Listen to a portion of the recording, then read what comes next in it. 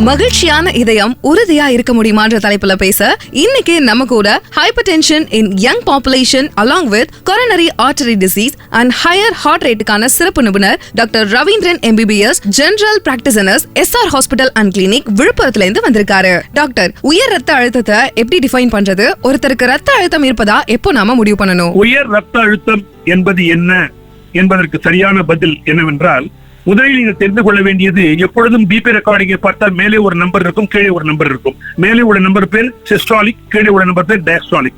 Systolic 140க்கு மேல் இருந்தால் அவர்களுக்கு உயர் ரத்த அழுத்தம் இருக்கிறது. கீழே உள்ள டயஸ்டாலிக் 90க்கு மேல் இருந்தால் அவர்களுக்கு உயர் ரத்த அழுத்தம் இருக்கிறது. அதாவது 140, 90 என்ற இந்த நம்பர் 18 வயதுக்கு மேற்பட்ட அனைவருக்குமே பொருந்தும். ஆனால் சர்க்கரை வியாதி உள்ளவர்களுக்கு 135, 85, கர்ப்பிணி பெண்களுக்கு 120, 80 என்ற அளவுகளும் வரையறுக்கப்பட்டுள்ளன. டாக்டர், உயர் ரத்த அழுத்தத்தை முழுமையா குணப்படுத்த முடியுமா?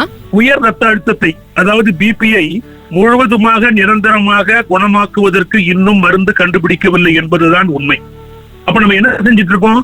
பிபியை கண்ட்ரோல் பண்றோம். ஒரு அளவுக்குள், ஒரு கட்டுப்பாட்டுக்குள் தான் வைத்திருக்கிறோம். அதற்காகத்தான் மருந்து, மற்ற வழிகள். நான் வழக்கமா என்னுடைய கிளினிக்ல பேஷண்ட்ஸுக்கு சொல்லுவேன், பிபி என்பது ஒரு மழை, மருந்து என்பது ஒரு குடை. பிபி மழை நிற்கவே நிற்காது, குடையை எடுத்து விட்டால் நீங்கள் நினைவீர்கள். புரிகிறதா? டாக்டர், பிபி பேஷண்ட்ஸ் மருந்துகளோட என்ன முன்னெச்சரிக்கை நடவடிக்கைகளை எடுக்கணும்? நல்ல கேள்வி. மருந்தில்லாமல் பிபியை கட்டுப்பாட்டுக்குள் வைத்திருப்பதற்கு என்ன வழிகள்? முக்கியமாக எடை அதிகம் உள்ளவர்கள் தங்கள் எடையை குறைக்க வேண்டும்.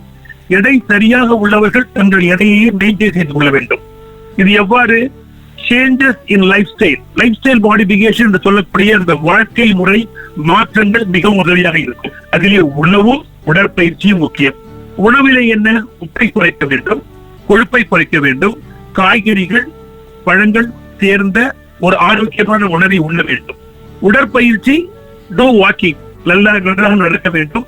வாய்ப்புள்ளவர்கள் ஓடலாம், ஜிம்மிலே சேரலாம், டான்ஸ் ஆடலாம், ஸ்கிப்பிங் செய்யலாம், ஏதாவது அவர்களுக்கு பிடித்த ஒரு விளையாட்டிலே சேரலாம்.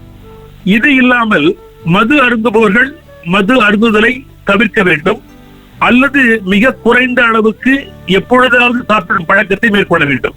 புகைப்பழக்கம் உள்ளவர்கள் 100க்கு 100 புகைப்பழக்கத்தை நிறுத்த வேண்டும். நான் வழக்கமா என்னுடைய கிளினிக்ல சொல்லுவேன், ஒரு சின்ன டிப்: குறைக்க வேண்டியது உப்பு, எடை, டென்ஷன். செய்ய வேண்டியது வாக்கிங். சரிதானே? Thank you doctor.